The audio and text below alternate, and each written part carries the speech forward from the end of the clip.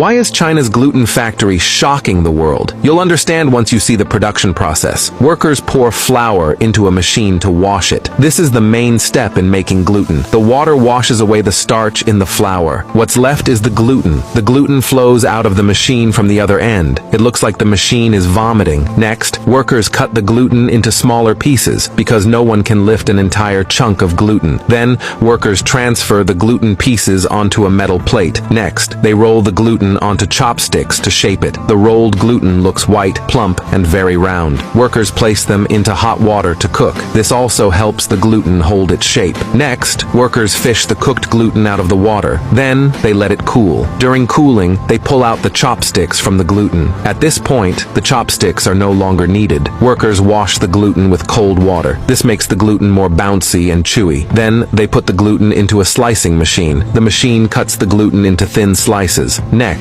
the sliced gluten goes into a frying pan. In hot oil, the gluten puffs up. It becomes very crispy. Workers take the fried gluten out and let it cool. Then, they pour the gluten into a metal mesh. It goes back into the fryer for a second round of frying. After the second fry, the gluten's color and shape change. It becomes even crispier. The gluten moves along a conveyor belt to the packaging line. Workers pack it up. This kind of gluten is perfect for soup. Would you like to try it?